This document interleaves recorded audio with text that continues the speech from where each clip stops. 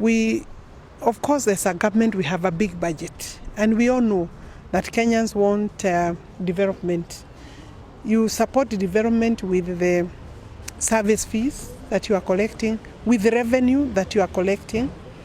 And if we lose revenue at this level, then it means by the time we come to budgeting, then there is no revenue to match the development that you have planned.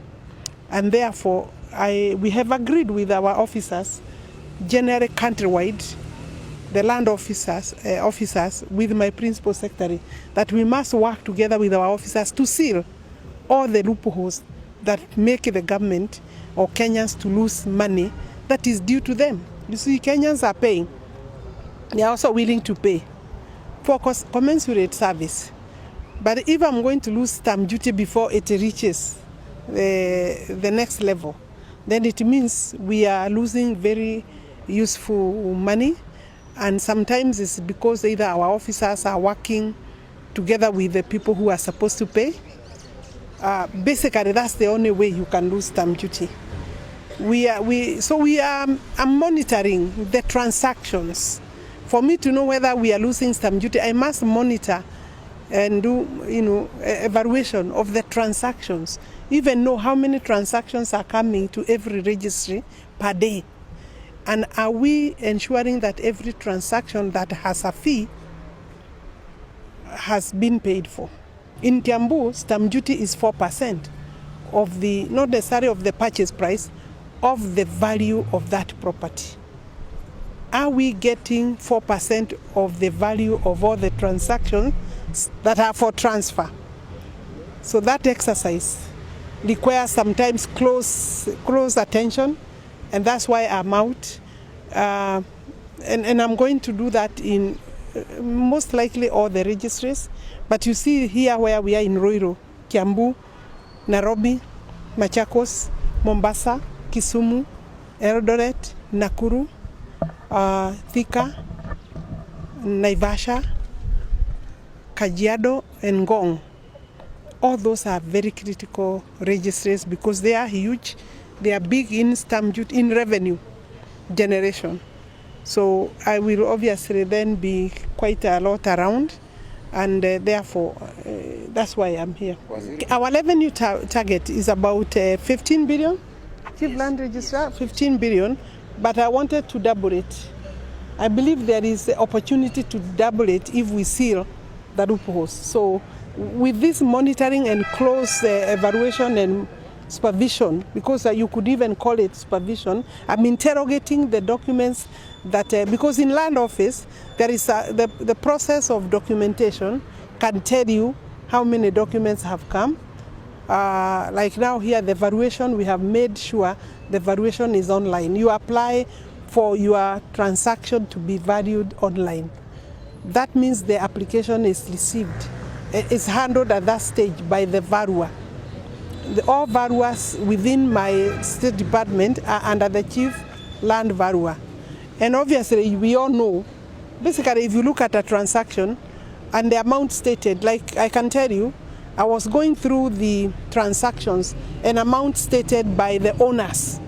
Because when you bring the document, first we ask you to declare the value yourself. Then you bring for verification and actual valuation by the valuer, stating a document to be self-declaring 1 million, for example. And when my valuer looks at it, returns 5 million. Others are saying this document, the valuation that I'm declaring is 120,000. Then that document turns to be 3.5 million Kenya shillings. So if we have reckless valuers or valuers who will be compromised, they can easily go with the valuation stated by the owner of the transaction, owner of the property.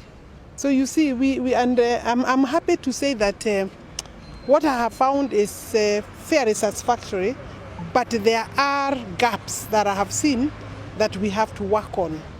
But also Kenyans don't want to pay taxes, even when maybe you are going to sell a property. You see, when you are selling, the stamp duty is not payable by the seller actually.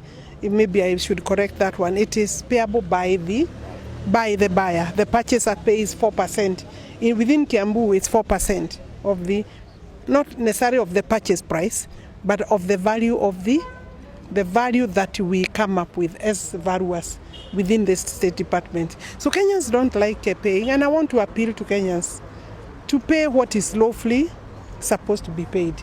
As of course we have already agreed as Kenyans, we must also ensure that every shilling that we collect as a government is properly utilized to give efficient, timely, and good service to Kenyans.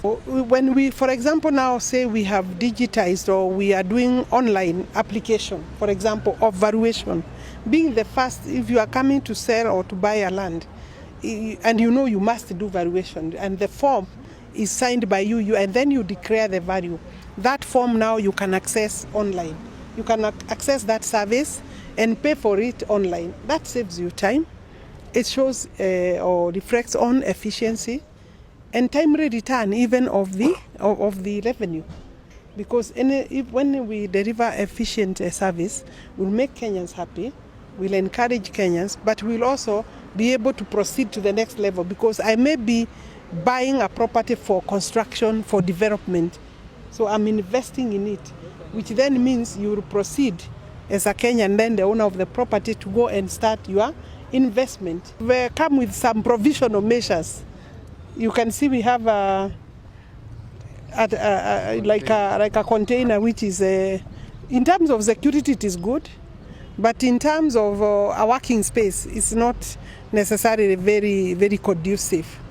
Or our registries are now small, because the expected maybe titling that they were to hold, it has now tripled. You know, we are also subdividing parcels. The more you subdivide, the more registers you create, the more parcels you create, and therefore space that was for 1970 becomes more. Of course, I'm here with the Mheshimiwa King'ara. Huyu mtu anakaanga kwa mashinani sana.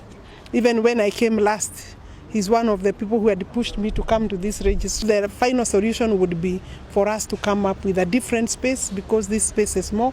Kiambu had the same, we were with you there. Kiambu has the same problem.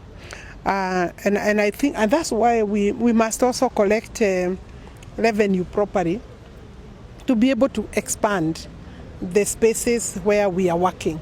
Kiambu requires further office space and storage. Custody of the titling or titles requires to be in safer and better place than we have. And but we are not saying this is not stopping our work, but it makes sometimes work difficult.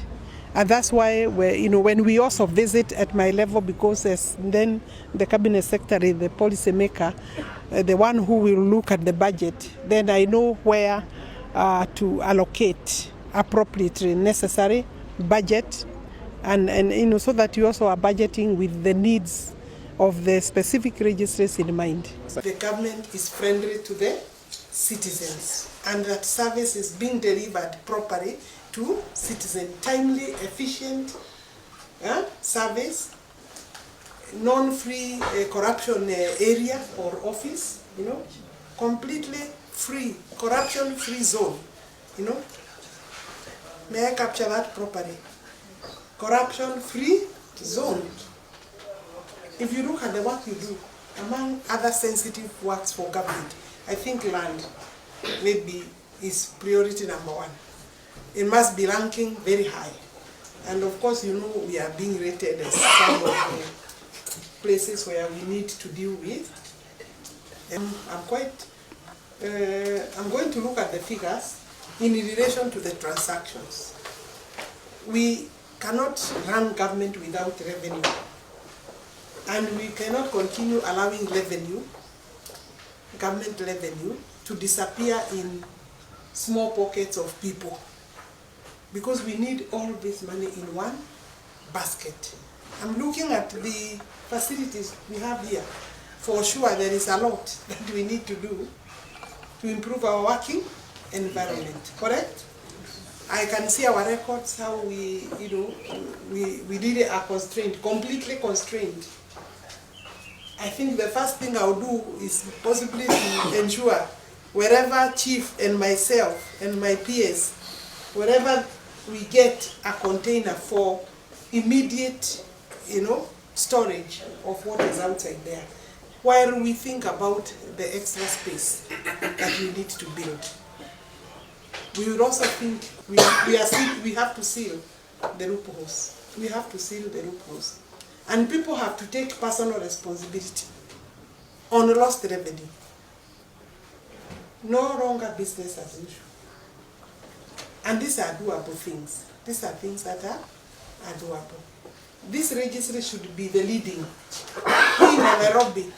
This is Nairobi actually. Kiambu is more or less Nairobi. Do we agree that we have a lot of work here? And you see, also the way you generate your work efficiency will also encourage the principal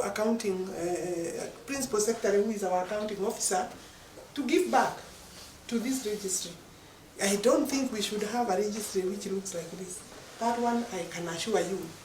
Nyinyi munipatie pesa na mimi nimsotie registry. Do we agree? Yes. Do we agree? Yes. It could not be that it is you who has caused a record to disappear. Missing records should be a thing of the past in any registry. And madam, actually keep data. Keep data of any record that is said to be missing. That way you'll be able to narrow down who is the cause of the missing file. File haina miguu. Ama iko. I mean a file, either misplacement, by error, by omission in terms of filing, or deliberate. Because you have not reported theft of registry files. Sindio? Wacha tubadilishe mwenendo. And I'll be able to commend myself that